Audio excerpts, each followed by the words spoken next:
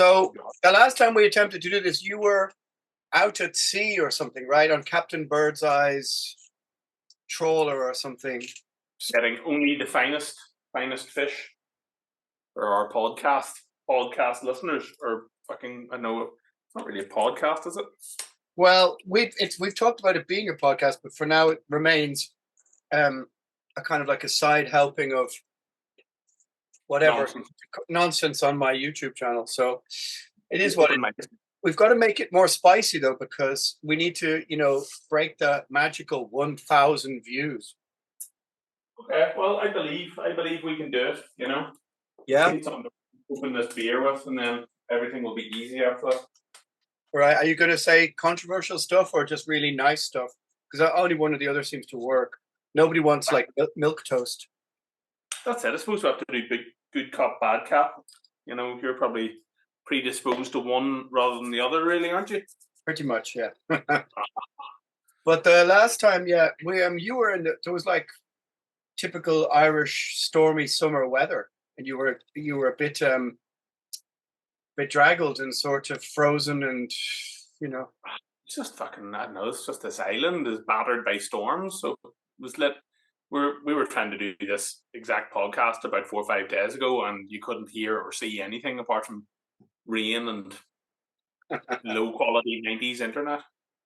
No, well, that's it. It was like you were like something out of like 1996. When you'd be trying to look at remember that sort of website, that metal website, Metal Sludge, is it, which is full of gossip, and it came up like in this bright color thing, and you have to wait for the screen. I chose that instead of porn, but you used to wait for the screen to kind of go up like this and give you whatever details were very exciting about how many copies X album had sold in 1994. That was really important at the time. I remember reading on that Exodus had got back together, and I was like, oh my god, this is amazing. Yeah, I remember seeing on it somewhere pictures of Weezer when they were metalheads in 1983, wearing like studded wristbands and Voivod shirts and stuff, and being like, oh, showing my sister going, look at this crappy band that you used to like good bands. Unsurprised. Really, they've done okay. Didn't they brought out like a Judas Priest type song, didn't they, about like 6 or 7 years ago? Did they? They probably did. I mean, let's be honest, they probably always wanted to just be in a band like Judas Priest, but were stuck singing Undone, the Sweater song, and just like Buddy Holly for the rest of their lives, I'm sure they're very, very happy with the financial remunerations for that horrible task, Well, they were a band who sort of, they were at that moment in 92, 3, 4 where all the major labels were going crazy trying to sign almost every alternative guitar band. I mean, look, even bands like fucking Butthole Surfers got signed to a fucking major label, I think that was the zeitgeist at the time, though. Like what used to frequently happen was bands would get signed from independent labels on the majors. Like I guess that happened with Nirvana and stuff. But like by the time the 90s came around, a lot of the major labels were just trying to find, that unknown band you could just take from 0 to 1,000 within a year, because that's kind of effectively what happened to Pearl Jam, wasn't it? They went from being not even a band, within 1 year they had like millions of albums sold. Well, it was. It's kind of. There's a couple of good podcasts about it, and a couple of good documentary stuff I watched about it. The kind of one was just called "The Rise and Fall of Alternative Guitar Music, '94, '95." Well, they went back through all these bands that were supposed to be the next Nirvana, and as far as Helmet and, as I said, Butthole Surfers and Dinosaur Jr. and all this kind of stuff. And you realize that like there was a moment where it's just like everything with the guitar and sort of jangly whatever and all this angular stuff, and then it just got kind of, none of it broke, and then by about 98 it was all just pushed aside for just, I suppose, boy band, girl band pop stuff, maybe. I don't know. Like it's certainly, especially after hip hop as well. In a post Nirvana kind of era, there was a load of horrendous bands like Silverchair and Bush. Oh yeah, where they just had like kind of similar hairdos, so they were like, okay, you guys are kind of shoe in here, Yeah, but didn't Bush sell like fucking 5 million copies of one album or something in the USA? The whole 16 million copies of that maybe it was 16 Stone. I don't know. Anyway, they were super, super successful. But it goes to show, like, because this is kind of what we're talking about today, is like that was stuff like Bush and Silverchair was exactly what record companies wanted. And I guess a lot of the music that or albums we're going to talk about now was kind of reaction to that, wasn't it? Stuff that, labels were saying, this is doing brilliantly, so let's hear what Winger would sound like if they were more like Weezer. I think the premise of what we're going to talk about is bands who were huge in the mid '80s or released big albums that all of a sudden by the post Nirvana world were stranded, didn't know what to do, and the albums that they made to try and attempt to fit in. And then I don't know if we'll get time to get to the albums that sort of maybe they returned to in the noughties, but to start with that is good because most people don't realize, like, in all, we look back at like 20, 25, 30 years of playing just in a band together with, the same bunch of lads or whatever. But if you think about some of those glam rock careers, some of them lasted like 88 to 91. You're out, you're done. Like some of those bands had like 3, 4, 5 years only where they were the toast of the town. And then they were literally overnight, nobody would return the phone call. Now, some of them reinvented themselves in a way to realize, like, okay, we were huge. We've super downsized, but we can still tour to 300, 400 people and sell our own merch. And, bands like Slaughter and stuff were and Tesla reorganized and reassembled themselves in a much smaller micro kind of way. But an awful lot of those bands just had no fucking clue what to do. So, these are the albums and the bands we're going to try and discuss. Although, where did we get to last time? I can't really remember. Well, it doesn't matter. I presume we're not going to use last time, so I guess let's just start at the start. So what we think? Someone was saying to me that the last hair metal album that they had bought before Nevermind came out was Jackal's first record. Oh yeah. So it's the second Slaughter album, Jackal. Use Your Illusion 2. This is all kind of around 1990, like summer of 1992 is really when it all kind of Definitely, and by the winter of '92, so the writing was on the wall. And I think even Firehouse made an album in '92 that was kind of the last gasp. I wouldn't put Use Your Illusion in the same bracket Guns, because Guns N' Roses were just so much bigger than everything. But certainly 1992 was kind of, you had Dog Eat Dog by Warrant, I think was the album before Ultraphobic, which we talk about. But their 91, 92 was sort of the last moment of hair metal, or like that kind of 80s big stadium rock before Nirvana came along and just cleared most of it aside. But it took a while. It wasn't instantaneous. I think definitely so, because I presume what it really was the second Pearl Jam album, Versus, sold like 1.5 million copies in 5 days, and it was the most amount that had ever been sold, and that was like kind of later in '93. So I think like around then, certainly there were a lot of bands like Sepultura and Pantera and stuff who were still commercially doing really well, or more underground. Machine Head and Negative, even we're still doing something, But it's probably a bit early for them, isn't it? Like mid '93.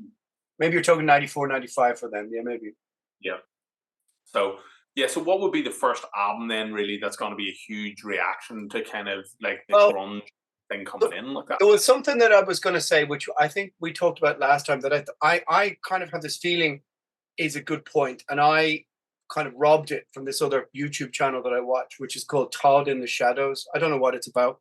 It's a guy who's really into pop music, and he plays the piano for the parts in the shadows, and he talks. And it's a very cool channel, but he makes it watchable as shit that I have no interest in, including one-hit wonders from the 90s. But he made this point that I'd heard made before by NME, which was that pop music in the 90s, the boy band, girl band thing, became so plastic and so bright and shiny. In a way, it almost replicated the way hard rock or glam rock was in 85, 86. But that bands like The Cure, Depeche Mode, The Smiths, the sort of dark English sort of indie music, the sort of hand-wringing earnestness of that kind of collided with guitar music in a way which forced let's say, the hand of some of that sort of Alice in Chains, Soundgarden, Pearl Jam, Nirvana. Now, I know maybe not the same with Nirvana, but definitely Alice in Chains, Soundgarden, that it was a reaction to the 80s hair rock, even though they came from that. But it certainly, all of a sudden, people who wanted guitar music wanted downer music. They wanted introspective. They didn't want outward-looking fucking cocaine sunshine. That got left to pop music to do, which is odd because 80s pop music was more introspective, whether it's Aha or all the pop Tears for Fears or something like this. That was a kind of, I was thinking about that when we talked about it last time when you were out at sea, and I think that there's something in that somewhere in the early 90s, the cultural zeitgeist just got really tired of, Whitesnake walking on stage in 89 to accept the Grammys, all huge haired and cocaine out of their heads. And people just went, fuck this shit. But the 90s somehow brought guitar music to a darker place. Nirvana, who I don't think really dark, but, What we talked about last time was that basically the kind of, what bands like The Cure and Tears for Fears and stuff were tapping into in 83, the kind of melancholy mood of their listeners. I think what happened was whenever major labels saw that bands like Nirvana and stuff were able to tap into that for teenagers, like, we're not talking about, depressed 20-year-olds, we're talking about people who are 13 and are angry about being told to clean the room kind of stuff, But that's where it came from. But yeah, I'm really struggling. I can't think of anything really from 1993, but 1994 is when you start seeing a sleuth of bands because, as you said, there's a whole bunch of these bands really who are on this list. Like, I guess we'll start with like Motley Crue and stuff, who probably had a lot of success in 1990, 1991. And as far as all they were really doing was taking a year off, to, I don't know, I guess a year off. Let me just grab my... Grab his what, ladies and gentlemen? My cheat sheets, so as I can look up dates. Apologies for that. Yeah. Well, I mean, it's true. It took a little while for the major labels to react. And what we're talking about, what have you got first on your list? Well, Motley Crue. So what year is that? 94. Yeah, I mean, this is the album with or without John Carby. Yeah, this is the John Carby album. So it is. This is kind of the attempt, and I guess their whole thing was that like he was like a singer-songwriter guy. He came in and played the songs a la Mr. Big just on an acoustic guitar. So they're like, cool, we'll just play around you and see what happens here, Wow. Okay, according to Motley Crue has sold over 80 million records worldwide, including 25 million in the USA. That's 160,000. Oh, that's weird. Best-selling album is Dr. Feelgood, which sold over 6.6 million copies worldwide. Wow. Okay. So, I mean, that's the thing. I think the thing most people don't realize or compartmentalize is how huge these fucking bands were. And they were employing tons of people. There was a huge mechanism behind them, trucks going on tour. And all of a sudden, they're just downsized. And they go from stadiums to arenas, which is the difference between going from like 30 to 40 to 50,000 a night to 6, 4, 8, 10, 12. And all of a sudden they can't pay all the people. And then it starts to get smaller and smaller. And it must be a fucking absolutely insane thing to see that shrinking, Phil Lynott said he had a kind of very similar situation as I'm going to relate here with, record companies. They said whenever they were, the darlings, it was great. But whenever Dire Straits started getting super popular, it was very hard for them to get what they considered, their fair dues and press. And it was probably the same kind of deal, like, where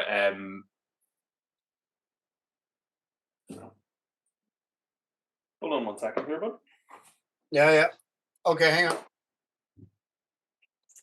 Yeah, I mean, for a band like Motley Crue, I mean, they reformed after this with Vince, but to go from this huge downsizing, but they were not really part of the Guns N' Roses versus Nirvana wars because they were just not even. They were 3 years past relevance at that stage, or somehow Guns N' Roses, I think, by not being quite so. I mean, I think what held for Guns N' Roses was that they didn't make it. Took them a long time to make a follow-up to Appetite for Destruction, but Appetite for Destruction still was quite a dark, angry record, and it seemed to still have resonance into the early 90s. Whereas a band like Motley Crue, and you look back at some of the stuff from where they were in 87, Girls and stuff, and it just wasn't going to fly in the 1990s, Yeah, and like I guess there's a thing where because Guns N' Roses are a bit more like the Rolling Stones, it was always going to just be kind of like you know, like Aerosmith had a very popular phase in the early 90s and stuff as well. So I think Americans were, you know, predetermined to be cool with that. And they got, like, best way of putting it is that Guns N' Roses got away with wearing plaid shirts and stuff tied around their waist. Yeah. No problem. Whereas, like, you know, the picture for this episode of Megadeth all wearing plaid shirts, you know, that was clearly an extremely... Well, I mean, let's put it this way. Guns N' Roses looked fucking cool in 1985, 86, 87. They looked more like, you know, all looked like fucking Johnny Thunders and stuff. Whereas you look at a picture of Motley Crue for, you know, when they were all wearing chiffon and pink, and, you know, it wasn't going to fly in the 1990s. Guns N' Roses didn't date as badly in that couple of summers as an awful lot of hair metal did. It just looked ridiculous by 91. Whereas Guns N' Roses just didn't. They kind of had a kind of street cool to them that I think an awful lot of glam rock just couldn't manage to get hold of. It was kind of done for in a way, you know what I mean? Probably. But yeah, so obviously, you know, Motley Crue were in a situation where I guess there was intense record company pressure because, you know, they weren't yet at the stage where their albums were being produced, you know, for 50 grand. They were probably going in and spend $500,000 with Bob Rock to go and make it, you know, go and spend 6 months or more. So there were big expectations, and obviously it crumbled the band in a very, very, like, you know, humbling manner, really, didn't it? Well, one thing I noticed with so many of these records, I mean, let's just shuffle along, is like you have Warrant, Ultraphobic, 95. Like Warrant had sold like 2.5 million copies of Cherry Pie or whatever, only 3 or 4 years. That's in 1990, you know? And you've got Doc and Erase the Slate and Dysfunctional. Is that these are smaller bands, but still million selling bands.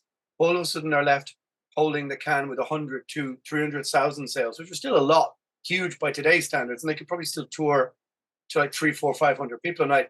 But what is really striking is how lost the records sound. They all look terrible. They all have like kind of angular shapes and weird colors, and they don't really know what to do in the band of different haircuts. But it's so naive in the sense that what they fail to understand is that your average 16-year-old who's identifying with grunge isn't going to listen to a Warrant album that has riffs that sound like Alice in Chains, because Warrant just belongs to a time which is already out of date. You know, the hair bands who went grunge, I get it, they didn't know where to go, but they were never going to capture a percentage of the grunge audience, you know? Yeah, and like I think like all these bands that we're talking about around then, even like Rat a couple of years later, they were so reliant on hard rock radio and stuff really pushing them out there, you know, and like that's how people knew that they had a new record out. And without that and without MTV behind them, they were literally bringing out albums, doing club tours, and then, you know, those albums maybe not even having European releases and stuff, you know. This is true. It's when MTV stopped. I mean, MTV, when Headbangers Ball finished in what, 93, 94, and it became a sort of fake phone-in show video thing, and everything was just about, as you say, White Zombie and grunge and stuff. I mean, there was just no place for the new doc and video from Erase the Slate or whatever. It just was not going to happen. Interesting thing though, man, because if you think about it, like all those channels were still like, you know, to some extent playing stuff like Pantera, Sepultura, White Zombie, you know, Nine Inch Nails. There was like heavier music being played. So it was more of a decision that it was okay to be heavier or more extreme, but it wasn't okay to kind of, you know, be wearing a velvet shirt and, you know, trying to appease people. No, I mean, just those bands were so out of time. They were so belonging to a certain, they were just all kind of, you know, Gordon Geckos or something, you know, but they belonged in an age of the celebration of their lifestyles and coke and, you know, excess and whatever. And also now people wanted introspection. They wanted downbeat kind of hand wringing stuff that was a bit more, well, there's glam rock, just the party was over. It just didn't really fit, you know. And so there's like a whole bunch of like, even outside of the glam stuff, like Flotsam and Jetsam, Drift, you know, there's a whole bunch of really grungy, totally acoustic numbers and stuff on there that would have been totally unthinkable a couple of years ago. Yeah. But again, they were trying to say, never mind about the couple of 100,000 of people who love your 80s music or whatever. Let's try and see who the, you know, 500,000 people or million people who you need to connect. But then the message was so confusing because they were making like these kind of super grungy type records, but going on tours supporting Merciful Fate, you know, in Yeah, 1996. I think that's a label. That's a Metal Blade thing, isn't it? But also you've got Forbidden Green, you've got Exodus, Force of Habit, which is a confusing record. You've got whatever Testament record. Would that be not the Ritual? It's probably the most successful of the lot, the Ritual, though, isn't it? Because it kind of was. I think it isn't that 91 or 92. Like it just if it. I feel like if it had been a year later, it wouldn't have been as successful. Yeah, no, you're 100% right. Like a huge one for me, the Def Leppard record from 1996, Slang. Yeah, like that. And that's whenever I started going to gigs, was around this tour. I think I might have seen this tour or saw them a couple of years really? after. Wow. Yeah. In the Ulster Hall. Yeah, that's because they literally went from being stadiums and being with the biggest selling English band of the 80s or something to playing to like 1,000, 1,200 people. And like, because for this, even though this is the second time we've tried to do this, I did a bit of prepping the last time and I watched some of the Slang videos and you're just like, who is this for? Like, and the thing is that Def Leppard were so massive. They could have just rode out the decade and hung on to their fan base to a few thousand people and gone, all right, we got to downsize. If we hang in there, probably our day will come around again, as it did. But not try and modernize. But yet, these songs, I don't know, well, you've got written down the name of the song, and I watched a couple of videos of them. What the fuck? It's fucking. Yeah, I think part of the weird thing is, so a lot of it is, all sort of style, as in like the production is super grungy, the guitar and drum sound are awful.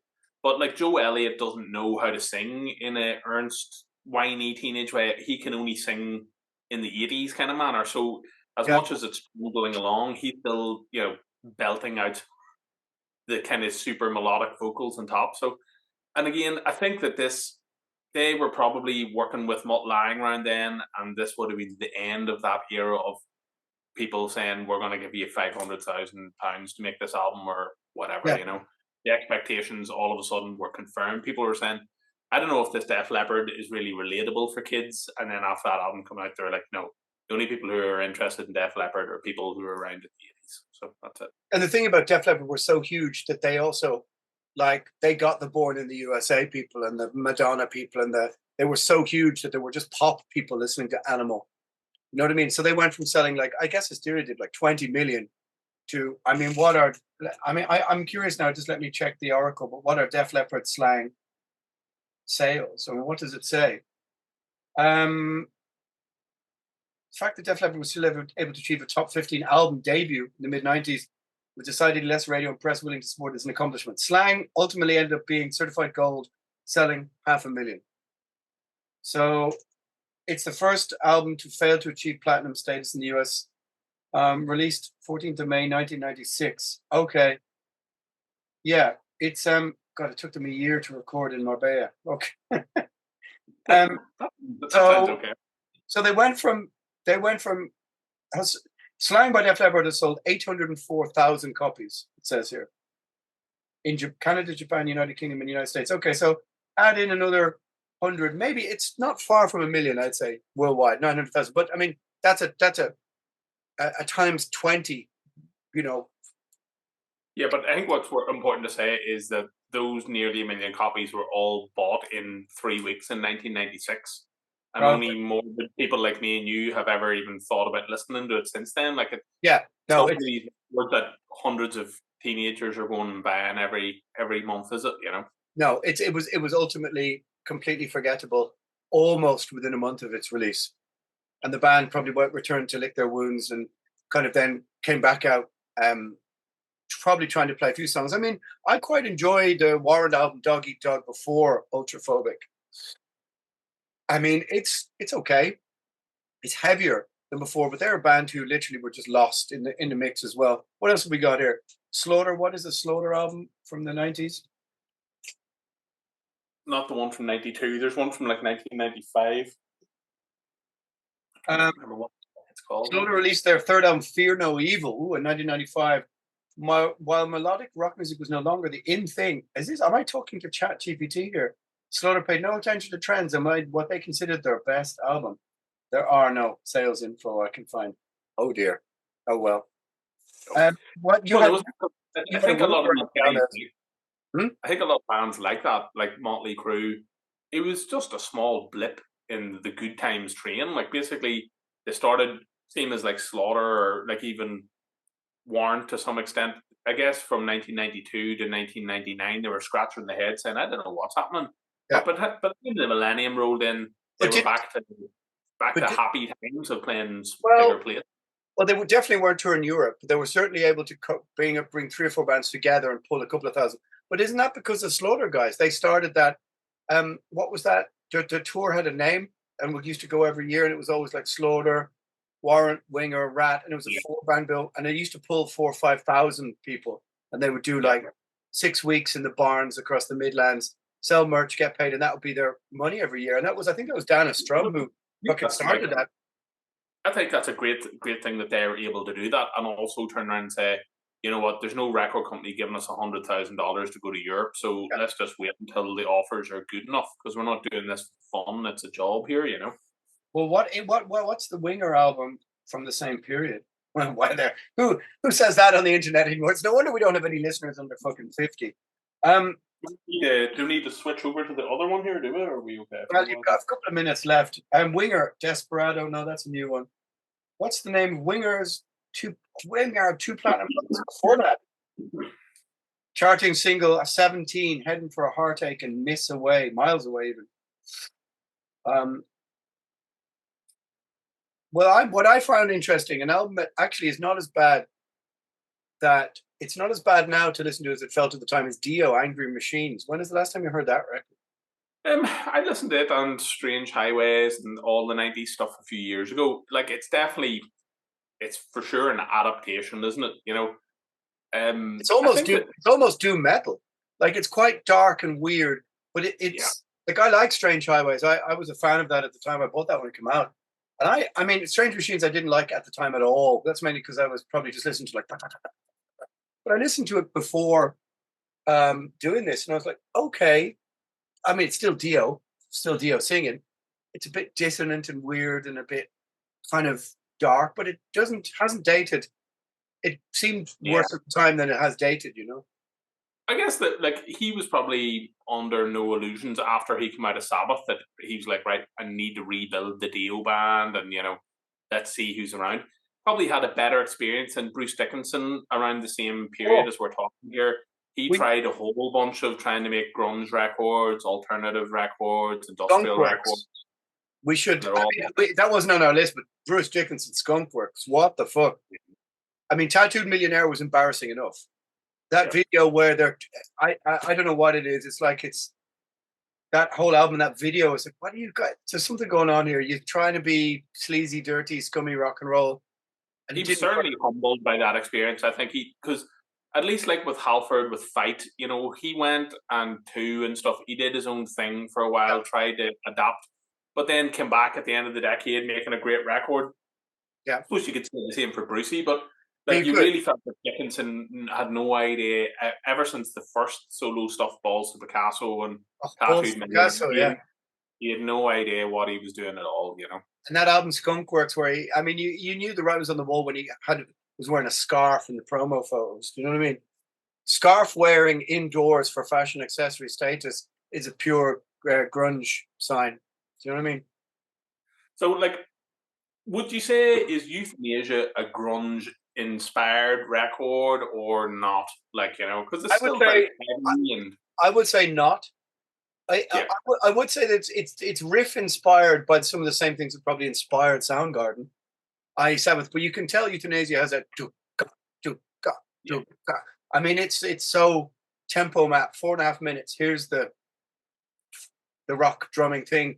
It's There's not really an awful there's not a lot of emotion on it. Like I'd say for it to be a grunge cash in or attempt, you would have to be trying to be a bit more anguished. yeah, And you would. Dave was not capable of that. He could either try and be melodic or be angry, and there was no, you know, Oh, I think you're right. I don't think that's anything Megadeth ever tried to do. They didn't try to go the earnest, hand wringing, woe is me kind of thing. Euthanasia is not that record. Euthanasia, oddly enough, is a record that I think lyrically strikes quite a lot of resonance now with what's happening. I mean, there's an odd undercurrent of sort of like dystopian worldview to that record that's underpinned. I think it's a great record, but I think it's a pure hard rock.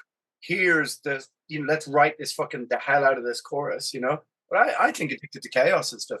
Now you have to go back to the Max Norman mix. Don't go to the horrible fucking clicky reissued mix. But that go to the 100,000 one instead of the mix that they did over the course of one methy weekend, Well, what does, I'm curious here. What is Megadeth's sales for Euthanasia? What do you think they are? I think it's 2 million overall, maybe it was 1 million in the United States and then 1 million elsewhere, something like that. Anyway, Euthanasia by Megadeth has sold 1.3 million copies in 6 countries. It sold 1 million copies in the USA. So 1,300,000. It doesn't count Germany and Europe. So are we looking at a 1.75 million copy, 2 million copy record? I suppose we are. I would say that they definitely, if you exclude America and the United Kingdom, in the rest of Europe, they would definitely sell 1 million records, and then maybe 500,000 in Japan, and Countdown to Extinction has sold 2.465 million copies in the same countries. Interesting. So it's not really that much of a drop down. I think that's the thing is, certainly Countdown to Extinction sold 2 million copies in America, and Euthanasia sold 1 million copies in America, and Cryptic Writing sold 1 million copies. But anyway, I think we're getting a bit off topic on that. I don't really think that it's not really a grunge record. Yeah, fair enough. But it's not. Let's move sideways to Skid Row, Subhuman Race. That's me doing the face on the cover of Obsessed by Cruelty. Get the little hand up here. With the huge big long nails and the sort of melted. Yeah, the little tiny bird hand at the top holding the hand in place. Yeah.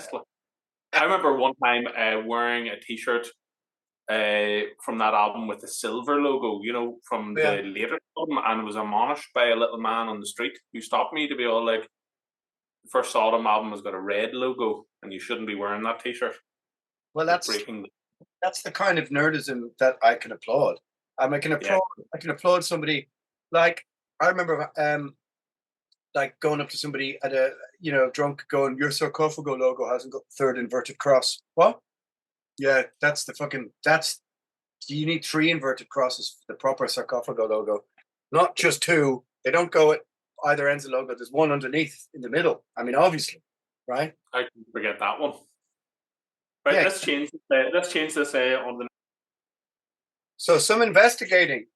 Dio, Angry Machines, the 7th album by Dio, is estimated to have sold less than 50,000 copies. Oof.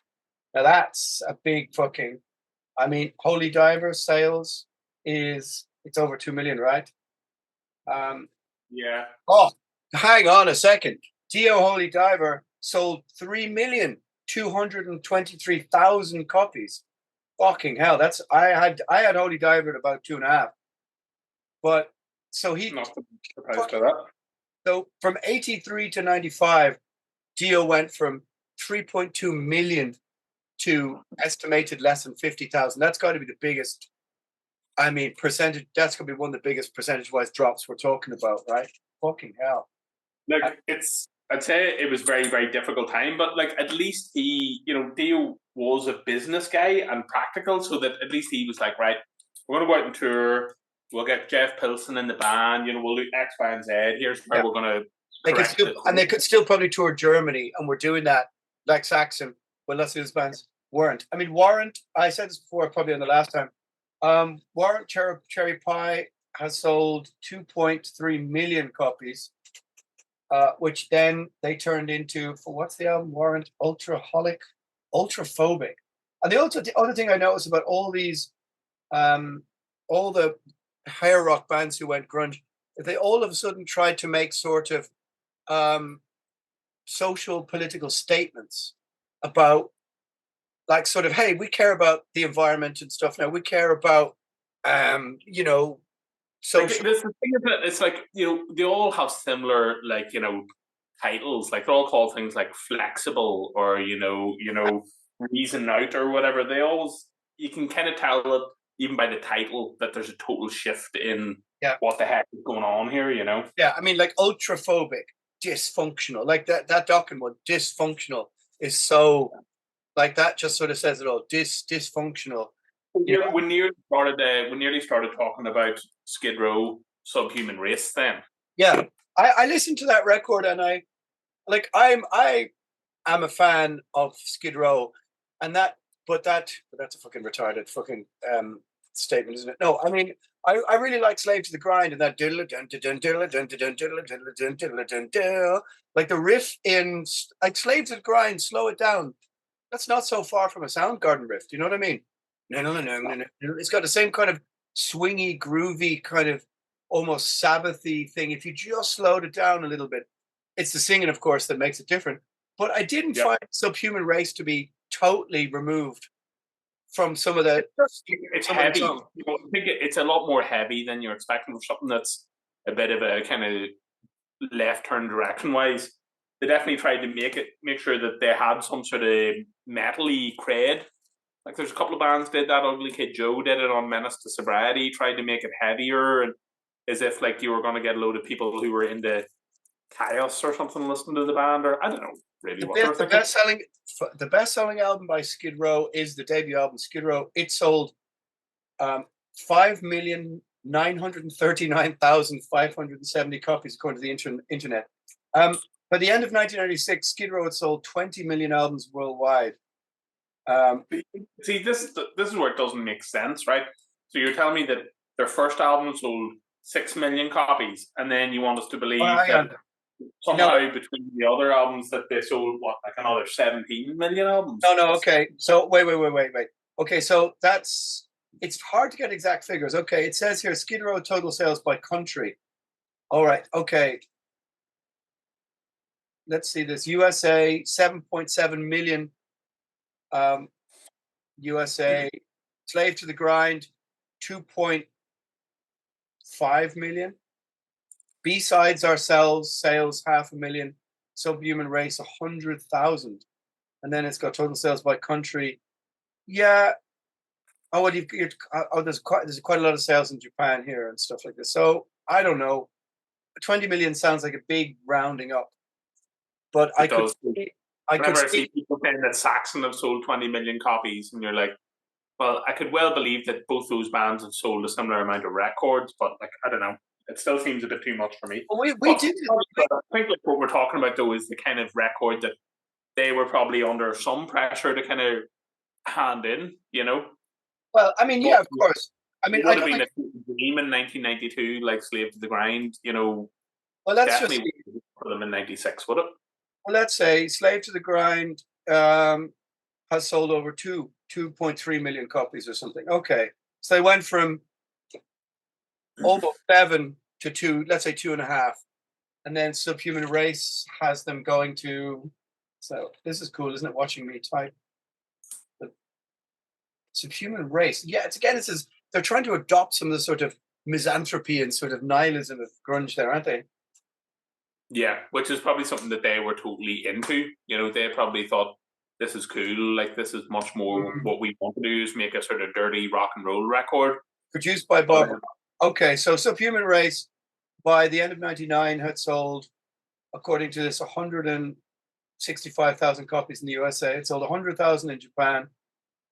Yeah, okay. So you can see they went from 7 million to about 250,000 for Subhuman Race. It's gonna hurt me, motherfucker. Yeah, that's a profound. I mean, can you imagine? I mean, I'm not sure how we can compartmentalize that, you know, because our bands have been sort of on this sort of steady enough, even keel. There's some albums that do better than others, but imagine having just one roof and then a slow descent to the point where no one would even book you in 98, 99. There's no German booking agency going, we must have Skid Row for our club tour to 500 people. I mean, are Skid Row, are these grunge bands not accepting, for example, a small club tour in Europe in 1998, 99? They're probably not, because they're just not, they're like, well, I'm not doing this for $15,000 profit or $20,000. You know what I mean? As in, you're talking about these bands like Winger or whoever the heck it is. Yeah, I think all the bands had the same issue that they were saying we can very happily try and make a living in the United States and 51 states as it is, where you're just going around there and doing it. And the idea of someone saying, "Do you want to go to Europe and maybe not come back with any money?" They're like, "Not really. Like that doesn't sound appeasing." No. So, like, certainly on hospitable sort of environment, but I guess a lot of it was just the times. Whenever you see pictures of what Metallica looked like, or even someone as big as like Bon Jovi, like that, I would nearly say that Hey God, like that record is, or these days, it's Record is like, that? What record is that? These days, the one from 1996. Okay, no clue. There's a bit more angstiness than you would have ever seen on a Bon Jovi record, and it's a lot more mellow sounding in places. So, but then I guess the thing is, like, when people were great songwriters and stuff, and I'm not certainly saying that's an amazing record, but I think some people find it easier to adapt to the fucking parlance of the day that was at hand, and other people didn't. Like, last time whenever we were talking about this, I was saying that the Bon Jovi kind of didn't they sort of transcend that, because they were so fucking huge by the end of the 90s, New Jersey and all that. Bon Jovi had a couple of hits. They all sounded like fucking I mean, It's My Life. That's not, like, sounds like a tampon ad or something, like, They had a couple of huge hits in the mid 90s that were massive sort of things that sort of kept them afloat. Same as Aerosmith, who could have completely died, but Post Walk This Way. They have a period there in the mid 90s where they didn't really do anything. They had huge success with like Get a Grip and Pump and stuff like that. And then by the time they were doing something else was like near the end of the 90s, whenever maybe that sort of hard rock thing was a little more acceptable, Sorry, that fucking noise I made. Get a Grip is Aerosmith's best-selling studio album worldwide, achieving sales over 20 million copies. Are you fucking joking me? It's hard to believe that they were a bigger band in the early 90s than they were in even the late 80s. I think it was having the groundwork of the elevator and stuff, and having a bit of a rep on permanent vacation for being back. They were able to come in kind of like Neil Young did in the alternative scene and have huge success, just being seen as we're the grandfathers of this scene, but we're still here making cool music, Because there's something strange happened with Aerosmith where they were allowed to get through the gate. Maybe it's because they had no 80s really records that were embarrassing. Do you know what I mean? They didn't have it. No, but I mean, in fairness, like Motley Crue 87, 86 is embarrassing for grunge people, because Aerosmith more or less kind of disappeared apart from Walk This Way in about 82. I mean, Aerosmith split up in 81, 82. From like Permanent Vacation era, that's when they got out of 1987. But it's not the era before that, like Done with Mirrors and Night on the Ruts and all that kind of stuff, where they were at their nadir of popularity. But then same thing, like Alice Cooper in exactly the same situation, nadir of popularity, but by the end of the 80s, into the early 90s, had huge success. But that's what I was saying is, when I was doing some research on this, Alice Cooper made a couple of super grungy records in the mid to late 90s. Yeah, you have Last Temptation. Yeah. And whose songwriting credits on that? Chris Cornell from Soundgarden. Now, I listen.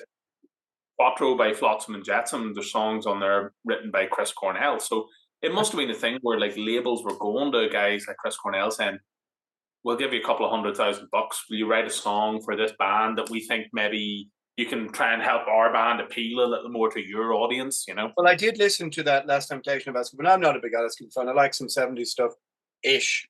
But I listened to Last Temptation, and one thing that struck me was that it still sounded incredible, in that it didn't sound as dated as a lot of the smaller glam rock bands who tried to go grunge and tried to lo-fi their sound, like gate the drums and down tune and stuff. Like, it still sounded like Alice Cooper. It just wasn't very scuzzy or dynamic or anything like this,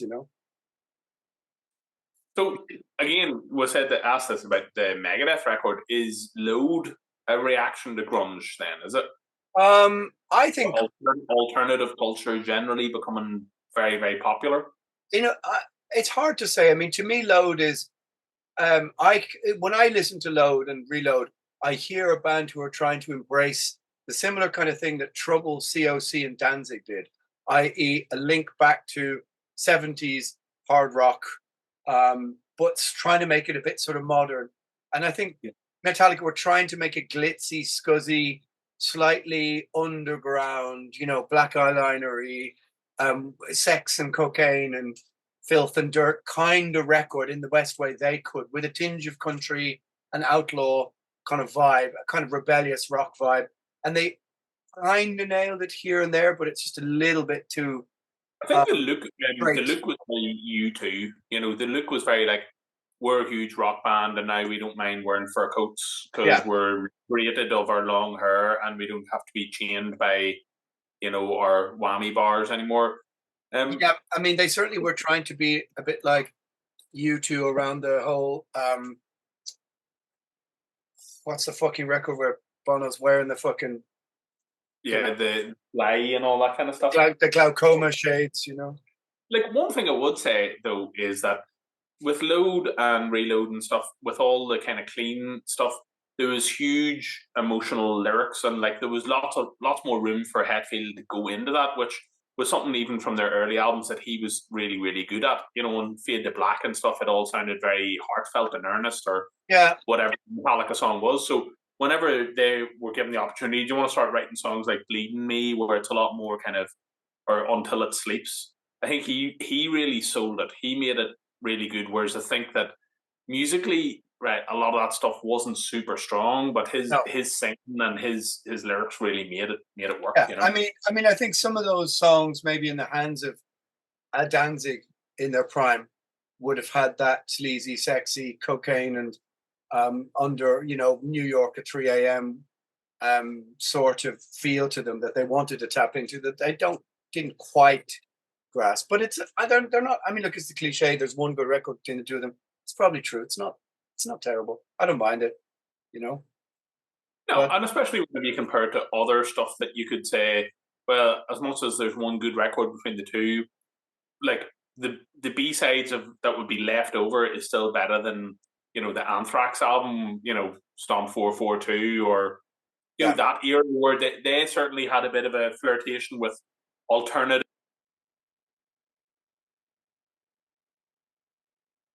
Something happened to you there. You've lost your sound. Hang on. Oh, you have. Yeah, you've just. Never rains, but it pours.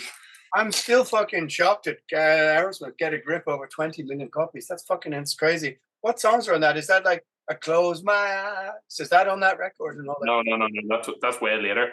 This has got like Janie's Got Her Gone and Crying and Angel. Like, it's whenever they got into that phase. And this is something that's probably worth really, really saying about Aerosmith and, you know, Alice Cooper and stuff, is whenever people like that came back, they weren't able to do it the way that they did it in the 70s, where they wrote the songs. They all had Desmond Child, and, you know, if you didn't have Desmond Child on board, then, you know, you're in for choppy seas, you know? Right. So you may find it weird, but Blasphemy didn't make a grunge record. Well, you know, this is the thing. We did talk very briefly in one of these others about the Bathory record, which was a kind of reaction to the Black Album. Wow. Okay. Well, hang on. Yeah. Now you've actually, that's a very interesting subject, because Quorthon made, people don't realize this, Quorthon made a fucking terrible album. He made two terrible records that everybody has forgotten. And the first one is 1994, and it's just called Quorthon, album 1994. There's one song on it called Boy, which could be off Twilight of the Gods, and it's one of the best songs he ever wrote, but is mired in this awful, like, sort of awful grungy kind of rock record. But the album afterwards, Purity of Essence, wow. This one sounds like he's been listening to Oasis. Not a joke. It's Sunk Without Trace. It came out in, I remember, it almost has Beatles bits on it. And I think that he certainly had been listening to Alice in Chains. Yeah, Purity of Essence. 1997. One of the worst. I would have to assume this is after the Noise Records days. Like, this would have been released on a small label, I guess, would it? This is Black Mark. This is Black Mark. This is his dad's label. So Black Mark started in about 91, 92 with Edge of Sanity and bands like this. So he just moved Bathory to Black Mark. So the first albums by, I mean, Noise Records still released Hammerheart. I'm pretty sure Twilight of the Gods was on Black Mark. So, I mean, yeah, he made kind of grungy sounding stuff, but he also, I mean, it's just him and a drum machine going down. So he's going like, let's slow down a Kiss riff and make it. It's funny, like I think that every single scene has going to have some sort of influence from it, and there probably were people who were your contemporaries in 1993 or 4 who had an interest in playing kind of sludgy or doomy type metal, same as yourselves, but you know, they were more interested in trying to do it in a way that fitted in with modern, you know, the modern scene, as in they want to do down tune, kind of, you know, a little more commercially acceptable version of it. I'm sure there were black and death metal versions of it at the time. I'm just not sure what they would be.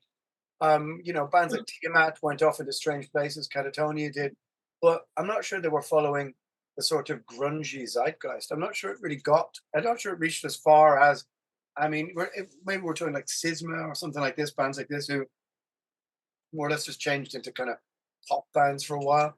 That's a really obscure reference. I mean, I don't think it really. It was more, I think, what happened to most for some black metal bands in the mid 90s was they went goth, as in they went goth rock. Post Type O Negative bands like Moonspell, even Rotting Christ, Der Perfecta Traum, Cemetery, Moonspell. A lot of even Samael kind of went a bit electronic-y and sort of gothy, sexy net top kind of thing, you know. Is it the fifth Danzig record, the electronic one? Oh, Black Acid Devil, yeah. And so, like, when's that? 1998. So yeah, that'll probably show you the turmoil of what people were really going through. If you look at how the music scene has changed in the last 10 years, it's absolutely nothing compared to, you know, 1998. People like Danzig were trying to go industrial, or 96, Dio was trying to, you know, do something alternative, Def Leppard. So there was like about 3 or 4 years where everybody had no idea where they were going. Yeah. You know, and then you come to the end of the millennium and things began to ferment again, like metal, traditional metal starts to come back, Maiden do Brave New World and stuff. But for a while, yeah, they were all lost. They're completely lost. That only worked because it was people who were fans of that music in the 80s began embracing it again, you know. So Maiden's success and stuff like that in the early 2000s meant that there was always going to be a whole bunch of old people there who would go and see Queensryche or Maiden or Dio again.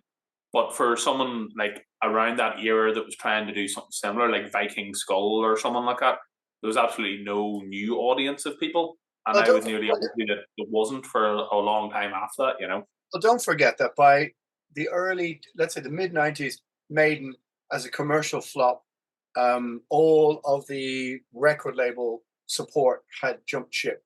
But by the time Maiden comes back around for Brave New World and EMI and Bruce is back on board, I mean, Brave New World and Wicker Man, it was everywhere. It was. I mean, you just couldn't escape Iron Maiden in 2000, and the whole apparatus was back on board. And don't forget, like from 2000 when Brave New World came out, I mean, it's only from 1991, 92, Fear of the Dark. I mean, Bring Your Daughter to the Slaughter has only been #1, and not 8-9 years before. The people are metal people still hang around. They were still around. They were ready to get back on board with the new Maiden, but with the new apparatus of letting them know, hey, Iron Maiden is back, you know. Even Judas Priest said the resurgence and everything as well. But it's they're a bit different though, because they had a bands like Priest and Maiden had a heavy metal scene to tap back into. Whereas I'm not sure that bands like Dokken, Warrant, Slaughter, Winger, I mean, what are they tapping back into in the year 98? Because I think a lot of people who were buying Slaughter or, you know, what Nielsen records or whatever, you know, that kind of Nelson, not Nielsen. Nielsen, sorry, yeah, because Harry Nielsen, isn't it? But anyway, yeah, like I think a lot of those people were buying "Don't Break My Achy Breaky Heart," you know, the next week. So they were more like transient music fans who of course, yeah. rock song one week or they liked a Celine Dion song the next week. Well, It didn't mean that's what Def Leppard and Bon Jovi were essentially. That's what they appealed to, as you say. I don't think that they had the same sort of steadfast. Here's the thing, because a lot of bands really who have huge success, they'll end up coming up the ranks and playing to 4,000 people, and then, as you said, they'll go through a phase of maybe playing to a lot more people. But after their popularity fades back, there's a whole bunch of bands like that. People like In Flames and Trivium probably went around playing to 1,000 or 800 people a night, and then had a blur of popularity, and then are now back doing the same kind of thing if they were doing their own shows. What I'm curious about is I'm also curious about the bands who almost made it in 89, 90, 91, 92, the Bang Tangos and those kind of bands who almost had a thing and then didn't, but sort of kept sort of kept hanging around. And what the fuck were they doing in the year 2000? What were Pretty Boy Floyd doing, or Leatherwolf, kind of guys? Enough's enough. Like, what the fuck were they up to? They're probably still going somewhere, but But I'd say that those guys probably had a way better work ethic than a lot of the metal bands, because people like Enough's Enough or Pretty Boy Floyd or whoever the heck it is were still able to go to a roadhouse and entertain all the drunk people there by just playing rock music. Whereas I think a lot of especially thrash bands and like your Forbidden and Dark Angel and stuff, they were a done deal. Once they went into a tour bus, the idea of going back to playing 100 people a night and driving around in a van and trying to build their career up, they're like, no. It's like, if it's not going to get better, then let's just quit. Whereas I think a lot of the grunge and hair bands were like, no, this is our living. No matter what, we have to afford a pack of cigarettes. Whereas it's hard. We're like, okay, mission failed. We didn't get as big as Metallica, so let's just go home. It's hard to say. I'm sure there were plenty of casualties in the grunge scene, or not the grunge scene, in the hair metal scene, who just by 97, 98 went bollocks to it. We just give up, But it's, I mean, thrash especially was just by 98, 97, 98. That's the worst year ever for heavy metal. I think 1997. I think there's almost nothing I like released to that year. I had to be a top 27. I liked about six records. Some things like, what was James Riviera's band after Hellstar, Destiny's End? There was a couple of coolish things, and some of the Blind Guardian records and things around then. There was starting to be a little more kind of cool activity, but certainly a whole bunch of bands like Overkill and Anvil, all those bands were just making awful records and just going on tour in Germany, and that was it. Yeah, I mean, the best record of 97 is Unchained the Wolves by Destroyer, 666 for me, and Emperor released Anthems to Welcome to Dusk, and there is some cool black metal and death metal stuff, but it was all waiting for the resurgence of 98, 99, 2000 to kind of bring it all back around. But heavy metal, it was certainly a long time, and I remember when that Anthrax record, Volume 8, The Threat Is Real, came out around then, and just they were like wearing little pork pie hats on front cover and stuff, and there was certainly like an idea that I remember thinking, oh, I really want to see Anthrax, but I'm sure if I went to see them now, they wouldn't even play any songs from the 80s. They were so trying to adapt onto, this different level of existence, Yeah, I mean, you have in your list Laz Rocket and Metal Church. I mean, what fucking records are these? Is Metal Church hanging in the balance, is it? Because it came out on Madonna's label, Maverick. So it did, right, 1994 kind of time. So again, I guess stylistically, it's still a metal record, of course, but it's a lot more emotional and sparse in places. And there's little hints of that kind of on the previous record, The Human Factor. I'm a big fan of The Human Factor. I think that's a fucking great record. Date with Poverty and stuff. That's one of my favorite Metal Church records. It's a strange genre. It's a strange genre, that kind of year, because it's certainly a little more alternative sounding, but it also has double bass drumming. It's kind of thrashing in places. So kind of like Armored Saint around the same time, isn't it? Symbol Invasion. They were strange, those bands. They probably had the previous album had done 100, 150, 200,000. They were probably on a major label, but on the bottom rung of it, where were they going to go? What were they going to do? You've got your Vicious Rumors and your Sabotage and stuff. 1990 is a strange place for those bands. Where do they fit in the? Like in a really confusing place. And Metal Church are the biggest example ever because they had such great times, late 80s, supported Metallica for a little while on Blessing in Disguise and Master of Puppets and The Human Factor. But in 1990, they were going around Europe supporting Saxon, who were doing Solid Ball of Rock, in Maysfield Leisure Centre. So it's kind of like in some places it was a great success, in other places, it was thought of as being like, oh yeah, Metal Church, who are they? I don't think they ever were able to convert people. They did that Operation Rock and Roll where it was like them, Dangerous Toys, Motorhead, Alice Cooper, and yeah. That's Judas Priest. It's a weird lineup. Dangerous Toys. They're an interesting band. Yeah. Well, that was a huge that was a problem, was that basically the tour had been billed where Dangerous Toys were the opening band, right? But their record had come out and did kind of well. So first off, they went on after Metal Church, which pissed them off a lot. And then the record did better, and then they went on after Motorhead, and then that was more of a problem, Really? Wow. Yep. I mean, I just remember at the time seeing the cover of Dangerous Toys album had a clown on the front, right? Yeah, that's like, there's just an era, that kind of like early 90s circusy kind of, that Nuclear Assault record, Something Wicked, where it's all circus theme.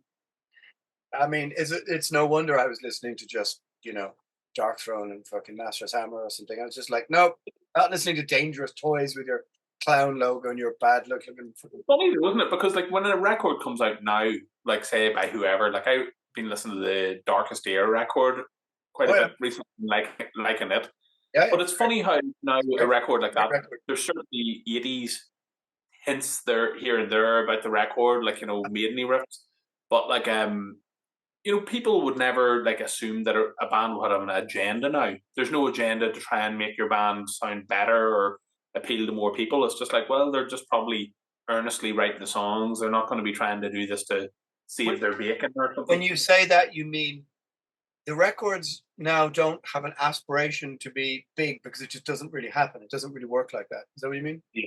Yeah, pretty much. Like, I mean, it can do. I mean, I was looking at this band, The Halo Effect, which is my old mate Jensen from The Haunted and Witchery, and he's got a new band, and The Halo Effect, and it's a singer for Dark Moon. I don't know anything about it, but also I was like, oh, some people seem to like it. They're touring with him on a mark now, which equals X amount of streams to enable them to go and play probably some other gigs. But I don't know if it represents stepping up the ladder, going up as you would have done in the 80s or 90s, because where does it leave you? That you can go on tour and bring 150, 250, 300 people a night?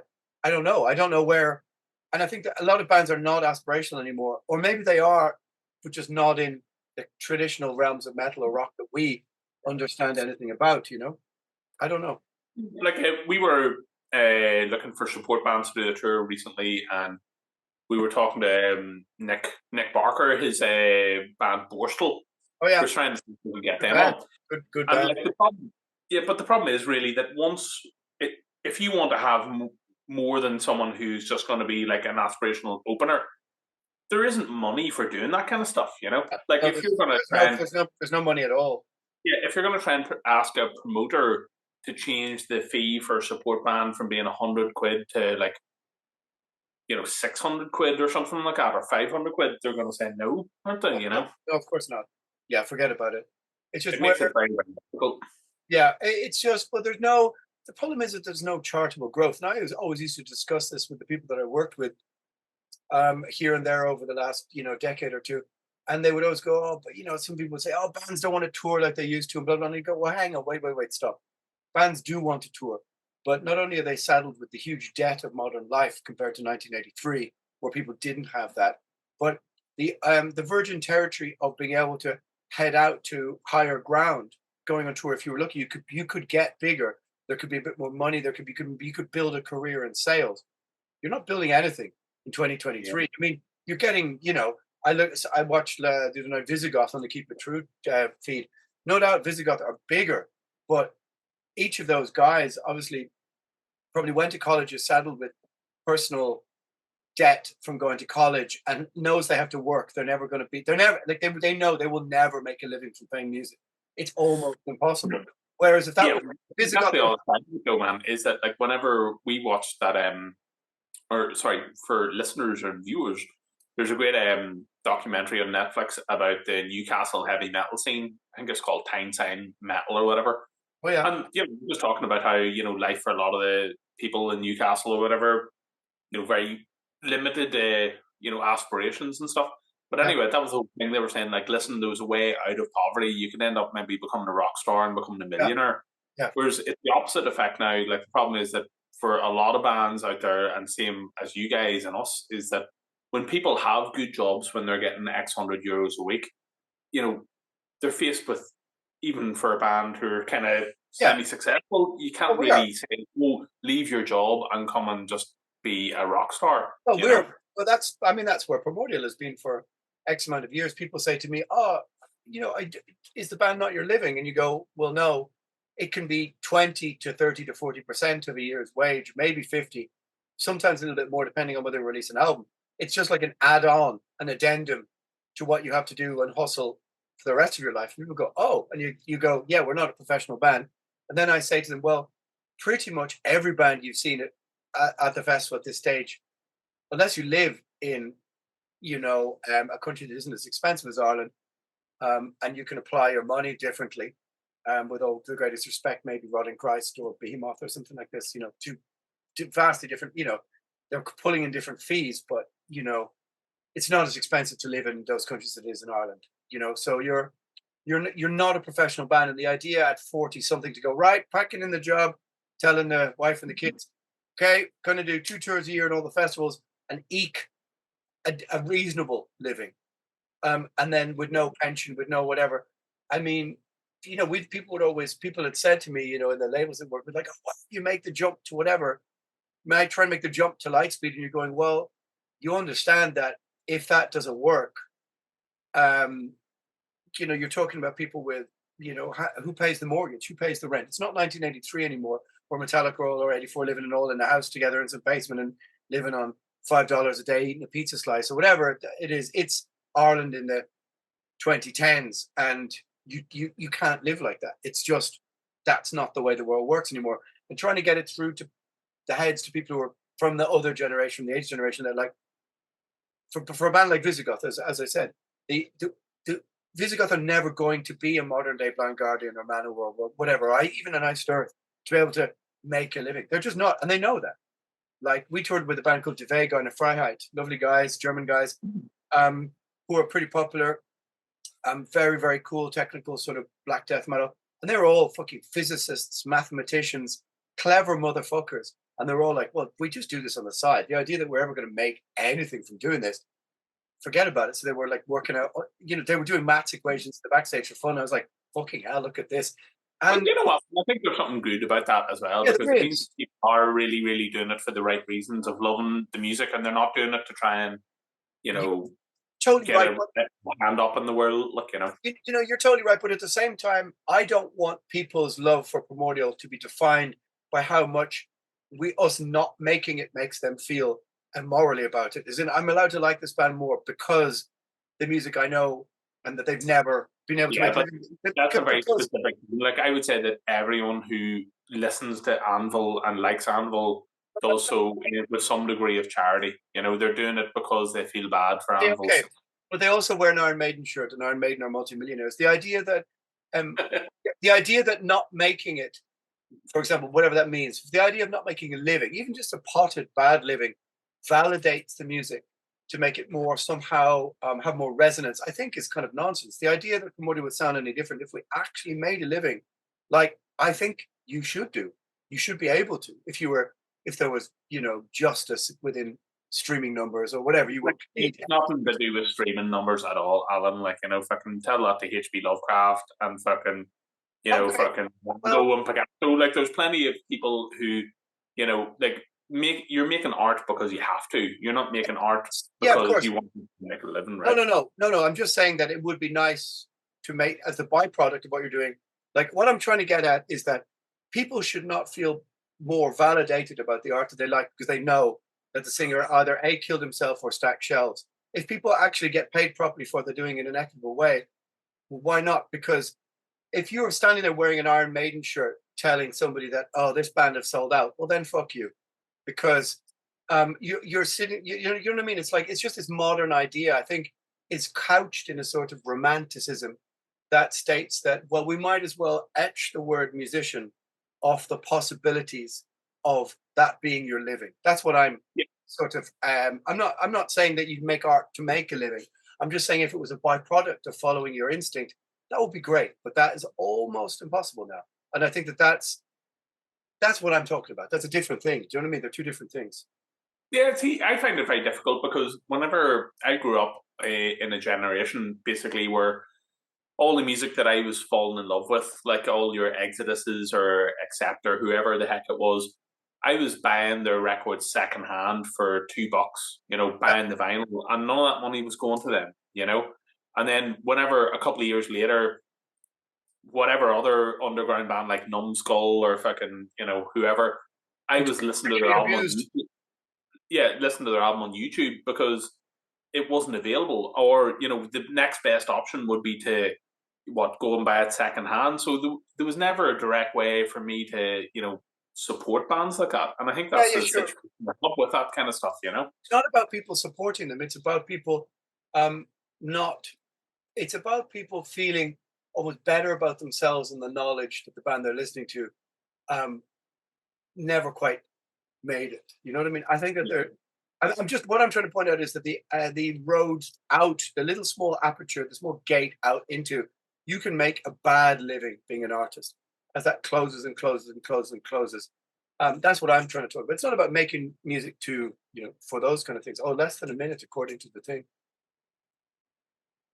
Yeah, I'm not sure I quite articulated that correctly. What I just meant was kind of like in a simple fashion that because there's precious little upward mobility, so to speak, of being a musician in the traditional sense as we understand, that you could almost like scratch it off an aspirational list of potential terms of employment or something like this. And I think that that's just a bit sad, that the idea of being a musician is just something you can never aspire to as your life's work. It's not about making music. I've met a whole bunch of people.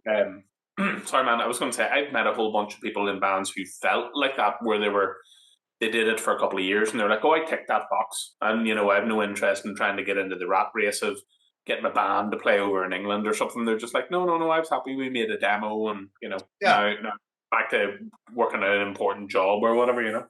Yeah, I'm sure. But I mean, I look at something like Primordial and I think, well, how great would it be that Kieran would be able to actually write the songs properly, not when he's fucking tired after coming back from work and deal with the kids and blah, blah, whatever, to actually be an actual musician, like, in my opinion, like he deserves to be, and to be actually have proper recompense for that, and not have to go like, well, I've got to do this, that, and the other, and somehow squeeze in writing a song that's judged on the same terms as people who are professional musicians. I'm doing parentheses there, or rabbit ears. Somebody told me that's incorrect. You know what I mean? It's just the idea that the law of diminishing returns has stated that being a musician and actually getting fair recompense, it's not about aspiring to only make commercial music. It's just being actually going, okay. I mean, the idea that somehow through the streams or whatever, or not it's the streams, but through everything all together, that somehow we all can't cobble together the rent. I'm not even talking about, buying a fucking house or something. To me, that's disgraceful. And nothing is going to change my view on that. It's not about making commercial music. Let me ask you this, though. If you think that the answer is going to be making something like Spotify twice as expensive, like, would you use a service like that if it was, the point, there is no answer. That's the problem. I mean, there are things that could change within the music industry, such as I guess local arts councils funding actual musicians, airlines stopping luggage charges because it's your tools of employment, and like they said they would 20 years ago. There's things that could make life a bit easier for musicians trying to do things. But I mean, I was looking back now, we now see Ulrich was right, what he was saying against Napster. I'm against Pirate Bay. I'm against the idea of this utopian bullshit idea that everything should be free, because fundamentally anymore, and it is free, so it's like, no, I mean, it's done, it's over. It's like the conversation has ended. but that doesn't mean I can't call it out as being an no, but like investment. You can't say that he was right in the sense that like, oh, if we had taken his advice, this wouldn't have happened. No. Oh, it's just future was going to happen anyway. So but it was just he just said, by the way, this is going to be a problem down the line. But his were the first people ever. Metallica's manager said that in 2006 they put up their ticket prices 33% to see if anyone said anything, and nobody said anything at all. They were just like, it's fine. Yeah, I mean, like I said it today on the podcast. I mean, we're on a tangent here, but like I posted 5 signed Primordial albums, 4 outside of the EU, and the postage on those 5 records, not double records, single folds, was almost €90 from Dublin. That's scandalous, you know, and it's worse from Northern Ireland or the UK. It's absolutely. Oh no, this was like to Australia, you know, whatever. The packaging 16, the wholesale rate 12 to 13 per vinyl, and the postage here to get it was 5. So for €300, we spent and PayPal charges about 218 on 5 records. And the only reason we made any profit was because they were signed, that we could charge a tiny bit more. And you just think to yourself, what is the fucking point? Because people often say to me who don't understand, why does a promoter have a big mail order? And you go, that's the reason why. Because everything is divided by 5 before tax. It's also difficult because some bands are great at it. Because look at Jarvis and Night Demon, or like a huge version of Venom. You know, they can bring out their own Christmas single to their fan club and sell 3,000 or 4,000 copies of it, because they have 3,000 or 4,000 people who will buy 7 inches every year. You know, okay, but I would still like to see the profit margin on the after the packaging, postage and packaging and printing, because all those things have gone up exponentially. Yeah. It might have worked 10 years ago, but it doesn't work anymore. I mean, we were, you know, I mean, it's boring industry stuff, but we were quoted recently just under €9 per T-shirt for a single-sided T-shirt for another band that I was doing. That used to be $320, and it's like, wow, are we supposed to charge? Anyway, look, the point is that what I was trying to get at, dig down to, and people sort of automatically sort of push back against it. And what I'm trying to say is the idea that in the 1980s, when I speak to older metal dudes, they were like, there was a way up, there was upward mobility, and there was a way out, and you could, not everyone made it, but you could make a career. You know what I mean? You could get in 85, 86, a big record, and have a career then of 20, 30 years if you managed it well, just like in the early 90s. And now that's impossible. That will never happen. There won't be any band who released a reasonably sized album now who have a career in 10, 15, 20 years. Or it's just the idea that we shouldn't, in my opinion, we shouldn't kind of like, how can we say, judge the idea, the principle of making a living from making music as something that immediately means it's compromised. Do you know what I mean? Yeah. Well, it's definitely very serious after we talked about Slaughter and Winger. But yeah, but you know, this is something that people, I think, in 20 years or 30 years will have figured out, and there'll be a way of getting it back to the normal. Like, it's weird if you're playing a gig in front of whatever amount of people, and you're thinking most of these people listen to the music, you know, for free. So it's who likes the band enough to buy a T-shirt, you know, is the kind of question at the end of the day. But you know, no one ever said that it was anyone's God-given right to make a living out of doing it. No. And the crazy thing that happened about this, man, is that because, as you said, the cost of touring has gone up by 2. You know, a whole lot of costs have gone up mainly. You know, so what's going to happen is it's shaking the tree, and a whole bunch of bands will fall off and disappear. And you know, it's not looking likely. I mean, there's more music than ever being made, and there's more people trying to tour than ever. I mean, yeah, but I mean, it's like bands who are going to break through. Like, as in, if you think about even the kind of genre where, like, my band's in new thrash music, there's not a whole bunch of bands who got in after us. You know, maybe a couple like Havoc and Crysis or whatever, but a lot of the bands who were around that era didn't end up being in a position where they could, you know, ever entertain making a living off the band. You know, I suppose my argument is more universal than specific. It's the idea that for musicians, the route towards trying to make even a potted bad living means you have to do about 20 different disciplines, and you might but it's more so. It's going to be 80% of your life is going to be spent making content, and 20% is going to be spent actually making music. And the idea that somehow what you make might be compromised because you were paid properly, I think is a misnomer. I think it's a kind of, I think it's a kind of fatuous idea that is perpetuated by the idea that we have a sort of romantic view of musicians from 10, 20, well, not 10, 20, like 30, 40, 50 years ago. But, you know, these were bands in the 70s who were serious musicians who also made fucking tons of money. Some of them. They didn't, of course. They did indeed. And like, as you said, it was like serious musicians, as in people who had thousands, over 10,000 hours behind their instrument, you know. But they also saw a route out of it. And that's what I mean, is that the way out of everything. I mean, if the way out of, I mean, we saw this during lockdown. If you take away touring and you take away that ability to sell over the merchandise stand and tour and whatever, you take away 98% of bands' ability to make any kind of a living, because they make nothing from streaming. It was like bare and super evident.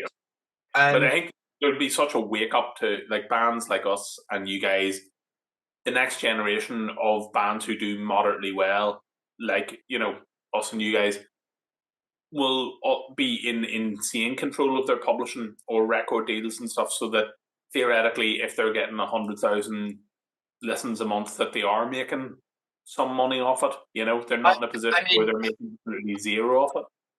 Well, I don't think so, unless you're playing in pop bands that, I mean, look, are going to be made by AI anyway, so that's a done deal, I think, in the next 3 to 4 years. But I mean, 100,000 streams paid directly to you. What is that going to make? I mean, what's it going to pay? Like 8,000 euro divided by 5 or whatever. About it, you know. But 100,000 listens on Spotify will get you $400. Yeah, about that. So none of us are going. You personally, I mean, the entire band. That's what you get for. Yeah. I mean, I've never. Every now and again, I get digital dividends, which are 22 euro, 17 euro, 36 euro. I mean, you know, and you know, Gamma Bomb has taken a huge big jump lately in streaming numbers. You should be able to pay your fucking rent. Like, you should be able to. But what are you getting? Like 22 euro, 27 euro. So the only way to make any recompense, basically what I'm trying to say is that, like, there's an attitude which is all kind of prevailing now in the music industry and in our heavy metal rock corner, which is like, you know, the idea that like you should be paid equitably. And we know this. We see crew people trying to push for 300 quid a fucking day, blah blah blah. It's like, and double job, and like, oh no, I can't make 500 quid a day. What the fuck are you talking about? Because I've seen that a whole bunch, like, you know, and some of my best mates, like sound men, want a fair day's pay, you know, and it's weird whenever you're sitting around being all like, well, you know, we're hiring crew here who are going to be making way more money than us on this tour, you know. Yeah, I mean, to me, and a lot of bands now are just going, we can't afford to bring any crew because the cost of everything else. I mean, the reasonable thing would have been to move everyone's wages down in line with the times, but instead everybody's pushing them up. But yet, musicians are not getting any more money from their streams. To me, it's the return they took to Spotify. You know, it's like, man, a huge thing I saw this week was Anthrax cancelled all their European festivals for this summer, and they were doing, like, you know, Wacken and Bloodstock and Hellfest and all the usuals, but the kind of things that other bands you would think, holy heck, they'd be making an absolute killing here, like, you know. But it's just that's the market they're sitting looking at. I guess I would assume from all those festivals, maybe upwards of $500,000 worth of fees, totals. You know, from doing. I mean, I've seen myself a lot of American bands cancelling because of flights. I mean, we can see ourselves the flight costs are. I mean, what you used to be able to bring Primordial to Europe for, let's say, 5 flights for 700-800 euro. Back when you know, you're being paid less, but now the flights are 3,000 to 4,000 euros sometimes, all in with a crew member with luggage. You know, you're talking about. Sometimes it can be 500 euro each member. Yeah, if you're thinking about the guys in Anthrax and they're saying, well, you know, we kind of planned this. We're going to be flying in and out. We're going to do like 5 festivals one month and then 5 the next month and etc. But they're still talking about spending, because those guys are going to want to go first class, I guess, still. So they're going to be spending a whole bunch of money, and they for years had probably been working on a contingency saying we've got $1 million in the bank. We recoup it on tour, and then it gets filled up. But they're probably sitting saying, we're going to lose money on this tour. There's no way that we can get around this. We're going to cost so much money for bringing. I couldn't even imagine how much stuff they bring these days. They're probably going to have lots and lots of cases of backdrops and 15 guitars, and they're dressed up like a band, like Megadeth, but they're not getting a Megadeth fee. Is probably what the issue is. It's hard to say. I mean, I would say both bands are getting pretty reasonable fees, but you can't go back and forth every weekend. You've got to pretty much stay in Europe. A lot of your American bands, are just cancelling their stuff. I mean, it's also the increase in flights and all this kind of stuff for bands is not being reflected in the fees, No. And so there's been a couple of gigs last year where we ended up personally, each one of us making less than we did for gigs 6, 7, 8 years ago. And everybody just goes, well, yeah, that's just the way it is. And I go, well, that's the way it is. Okay. But then I don't see the crew going, yeah, okay, on moral terms, we'll take 50 quid less a day. No one's going to say that. And if someone turned around from the crew to you and said, Alan, I'm getting paid 50 quid less, could you morally take 10 quid less? You'd probably say, actually, I can't. I need that money for my... Well, no, I mean, I think morally, musicians are almost always in the... I have to say, man, I find it quite bizarre you having a moral conversation saying, listen, this is incorrect here. Morally, you should be doing this, Oh, right. Okay. Well, what I'm trying to say is that for me, it's like this. Musicians first, always. In the context of the music industry, because they've been historically so fucked on every single, angle you can look at this from. And I think that that's true. That's true to say. So for me, on a moral context, and it's just something I feel strongly about, is that it is unjust and unfair. So for me, musicians first. And I understand that that's utopian and it's nonsense and it's never going to happen. I know, but I'm completely aware of the fact that that's a ridiculous notion. It's just, it doesn't mean I can't get annoyed about it, shout at people about it, and get angry about it. I'm perfectly resigned to the fact after 32 or 33 years that there is no ethical way of handling the rotten state of the music industry. But at the same time, it doesn't mean I can't, on my own little small corner of the world, shout about it, and say, this is fuck you. I mean, look, for example, a good example is when you go to a festival and you give them 50 shirts and they go, okay, here's the money we took. Now here's your percentage. And you go, no, not gross, net. Take your money from net. And they go, no, of course it should be net. You don't say to a farmer, hey, all that plastic you put, or the milk cartons and all the packaging you put your meat in, don't bother about that. That's your cost. We're just going to only give you a profit based on gross. No festival should be taking money from gross. It should always be net because you have costs of printing, packaging, shipping. Who the fuck invented this? And that's a moral argument. And I'm right. I think it'd be easy to dissuade people from doing that. No, it's fucking impossible. It's impossible. I've tried. I mean, I've tried to have that argument with people. And basically, people have said to me, if you put that into Primordial's contract, you won't be booked. Forget about it. So I'm not big enough to shake this tree. No, you can't. How many festivals do you do? We bring merch to so few festivals. We just don't think it's worth the hassle. For the I agree. And then we didn't give a shout out to merch at Hellfest, but at Hellfest, we played to 10,000 people and had a great gig. But I think we sold 15 t-shirts. Yeah, I agree with you. I agree with you. The sales of the small and the medium fish, like we are at a festival, compared to 10, 15 years ago, are nothing. Because kids only buy the merch of the festival. I get that. I totally understand that. It's a moral thing. It's like you come to the merch stand, they go, here's what we took. We're taking our percentage. And I go, no, your percentage should be after net, not gross. You shouldn't be making this much money from doing nothing. Because we have costs to bring that shirt to market, to bring the fish to market. If you said to festivals, listen, Not a chance. If they said we'll pay you $500 less of a No, fee, we'll give you a smaller guarantee, not but a we'll chance not. because it's farmed out to third parties and they have their way of working it. They're not going to go, we'll make an exception for Primordial, this band that are on stage 2 in the middle of it. If I was fucking Bon John Bovi or whatever, or and went, fuck you, we're doing this, they might go, eh. But it's been like this for 40 years. They're not going to go, like, it would take the whole music industry to decide to go, yeah, you're right, lockdown, fuck bands, let's be equitable and not take their merch. And let's go from net, not gross. And all of the big bands go, yeah, better do this at every festival. And then go, eh. But that's just free money for them. It's like them going, hey, we'll just sign this thing and we'll Funny though, lose our free money because you aren't expected to ever make a living from what you're doing anyway. So you should be thankful to be playing and having you're never going to get the public or anyone the cries. Like, say, if you think about the Ticketmaster thing in the 90s, and you still occasionally, did you see the thing about the Cure's tickets there, where they had tickets for their North American tour for $25 for the cheapest. Wow. Yeah, for the cheapest seats. But after you added Ticketmaster fees, they were $105. No, what? Really? Yeah.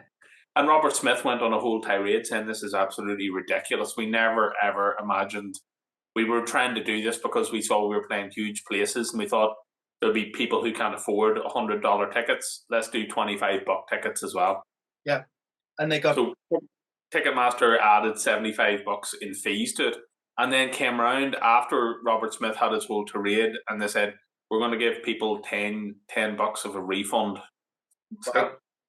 I mean, to me, this is the kind of thing that the lockdown and the pandemic expedited, which is the idea that now everything has been taken over and compartmentalized in a sort of multinational way. These kind of, the huge conglomerations took over almost every single small part of the living space, so to speak. In that, if you've ever been to a big gig now, it's a horror. It's fucking horrific.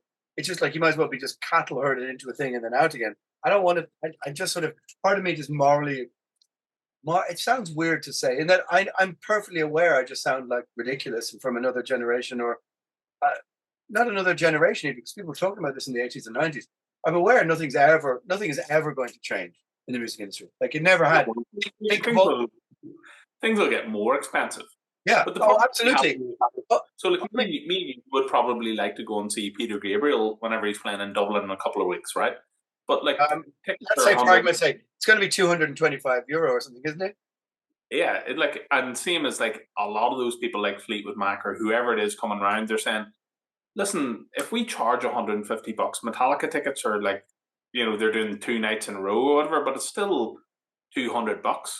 Yeah. So, things have really got really, really carried away because there's a generation of bands, or not generation, but there's a whole bunch of bands like the Stranglers or Therapy or you guys or whoever who, if you started asking for more than $25 a ticket, people would not go. Like, I'm happy in to go and see Primordial, can you? Or Therapy. No, it's not that I want to do that. I mean, I'm happy that you mentioned this in the same breath as the Stranglers, less so in the same breath as Therapy. But although I do hate Peaches. Peaches by the Stranglers is one of my most hated songs of all time. That's not the Stranglers. That's the Presidents of USA. No, not Millions of Peaches. Doodle-doodle-doo. Watching the peaches in the boodle-doo-doo. Doodle-doo. That's the Stranglers. I hate that. Yeah, but the bass players, surely you love their bass tones. Oh, absolutely. It's fucking killer. No, yeah. And I wouldn't mind their hair from about 80, 81. What's the name? The bass player's angular kind of Lego man, but cool Lego man hair. I fucking love it. Yeah. No, I like the Stranglers. Yeah, anyway. That's a tangent. No, I'm perfectly aware it just sounds, it's like, it's nonsense what I'm talking about. It just happens to be a little hobby horse that I get up on now and again.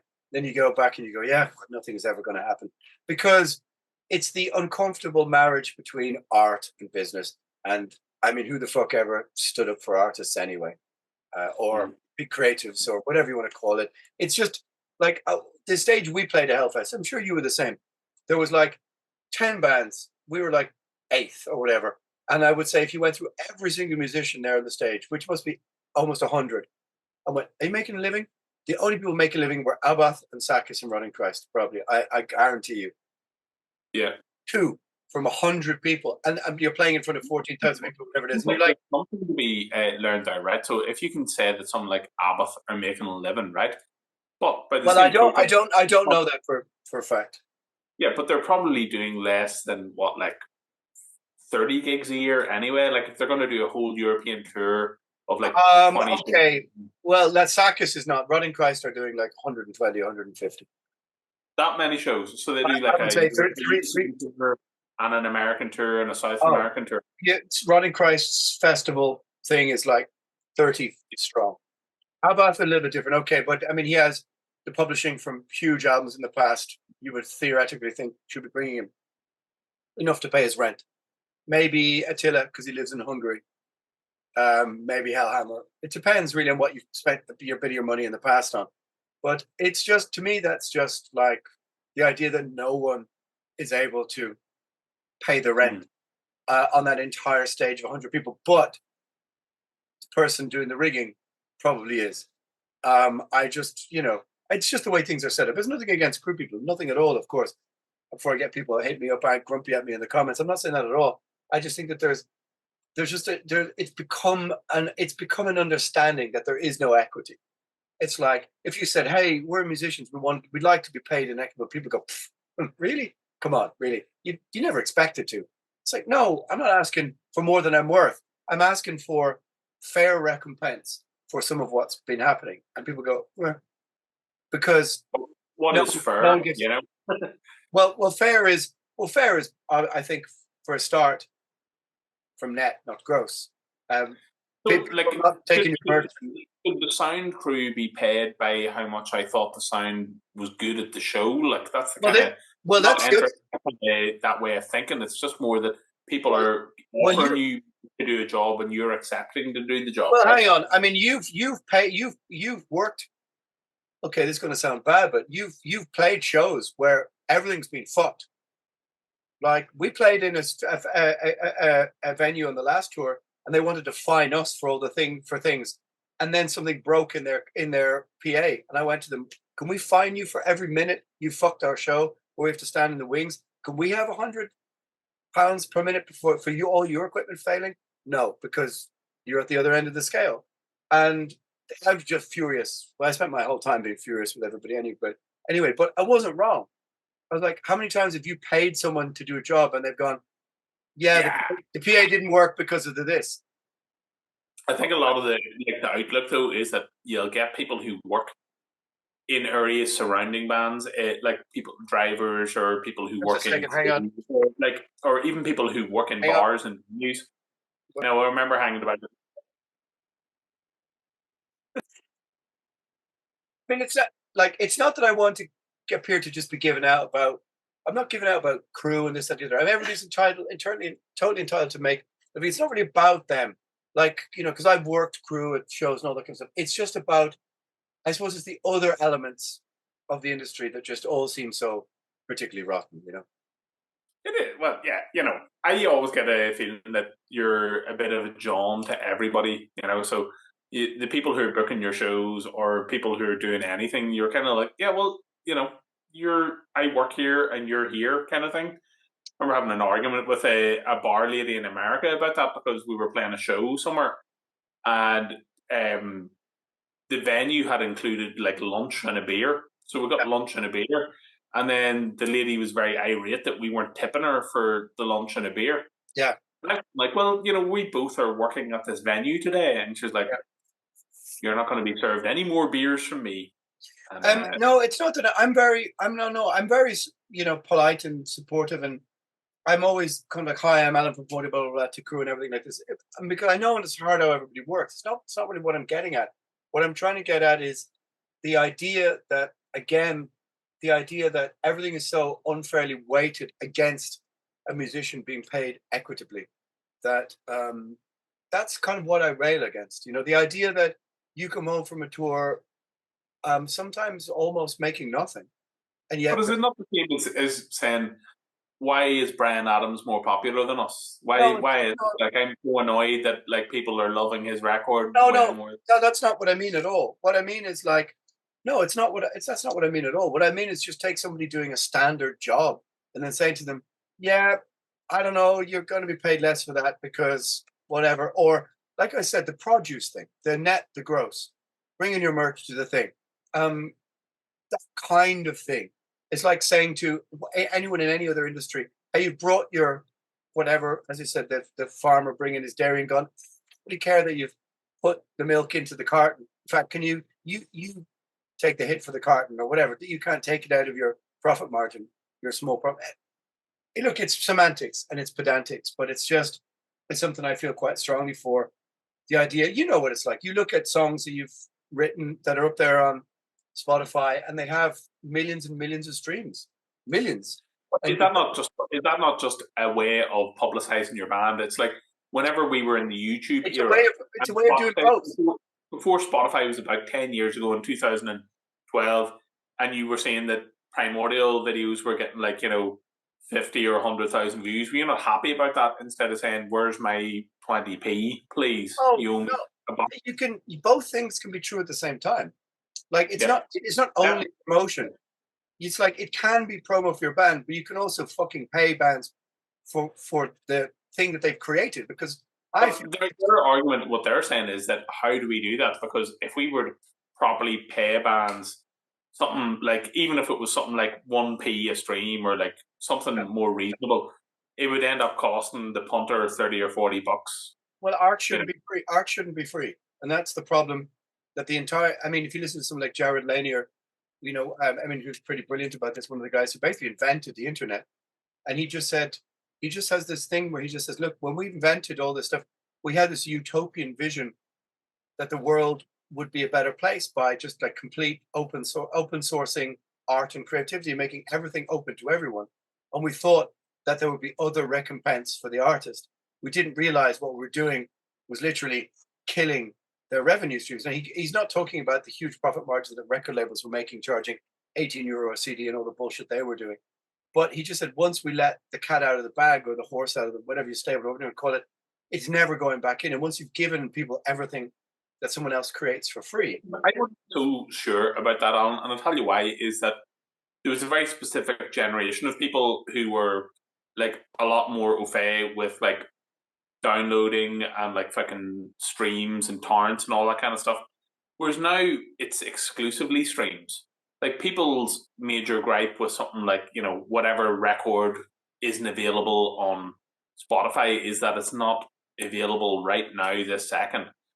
They don't want to go to YouTube to listen to it, never mind have to download it off a blog spot as a RAR or go and download it in torrent. Like people don't have. You're only looking 15 years ago, You're only looking at it from a consumer's point of view. It shouldn't be only from a computer's point of view. I mean, people pay €4 for a cup of coffee, but they resent the idea of paying a band they like 5p to listen to their album. I mean, it's because that's not a normal thing. We talked about, actually, I was doing another podcast where we were talking about Bandcamp, and Bandcamp is so specifically for new artists that people show so much goodwill. They want to pay for streams, they want to buy merch. It's all on one page. It's easy to do. Yeah, I understand that. I think it's a totally different situation. Like people who may totally love your band or Meshuggah or whatever other band, now like a 20-year-old, they don't have CDs, they don't have vinyls most likely, and they're happy to just stream it. And you will own that. You're the best band in the world, but they don't. I understand that. I understand that you will own nothing and you'll be happy. Yeah, I understand it completely. I understand what you mean. I just still think it's, it's just a unjust metric by which creativity has been reduced to this thing that what you make and what you create and what could be your life's work can be dragged, cut and pasted, dropped, deleted in 8 seconds because someone doesn't like the first. The idea this argument is sort of moot because it will never become equity. The music industry will never change. It's never going to all of a sudden go, you know what? All right, we get it. You guys, we're going to pay you, something reasonable for your streaming or whatever. That's never ever going to happen. And I accept that. It's just interesting to talk about. It doesn't mean I can't. It is something that theoretically people should be lobbying their governments about because Who lobbies on behalf of artists? No one. it's entirely possible for governments to make their own policies about that kind of thing. They don't give a fuck about the arts. When did they don't? No one gives a fuck about the arts. Like I remember H from DME, Fergal was saying that, I can't remember, it was some band from one of the Scandinavian countries was playing, and they got a phone call from, say, the Norwegian embassy saying, "Hello, you have a Norwegian band in town. Is there any way we can help? Can we be of any help to this band?" Could you imagine that happening with an Irish band? We've been on tour with Moonsorrow, and they got help from the Finnish embassy. Yeah, they didn't give them any fucking money. The Helicopters or one of these bands, maybe the Backyard Babies, got a tour bus. Yeah, I mean, I know Norwegian and Swedish bands and Finnish bands who've got lots of money from the state. Whether it's Einherjar, Reed, lots of bands have had money to Enslaved as well, got money from recording, all that kind of stuff. Mm. I'm not necessarily railing against the mechanisms of the state, so to speak, because their relationship to the artists that are within the state, it's a bit more complicated. And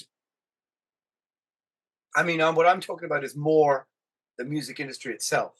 The uncomfortable relationship. You've more chance of getting a state to legislate a digital royalty for an Irish artist has to be X%. Yeah, and then they'll just take your shit off the platform. No, I've no chance of anything. I'm perfectly aware. There's no chance of anything ever happening. It's just a conversation. You know what I mean? But yeah, you're totally right. There's not going to be any. Oh, the music industry isn't going to sit and go, well, yeah, we need to equitably pay X musicians. I mean, look at Spotify's payment model. I mean, it's completely pyramidical. Pyramidical, is that a word? In the sense that the people who stream the most get all the money. And that is just a tiny percentage of artists. I mean, if people understood the way Spotify did things, I mean, it's not, what is it, 5, 6 zeros and an 8% of a stream.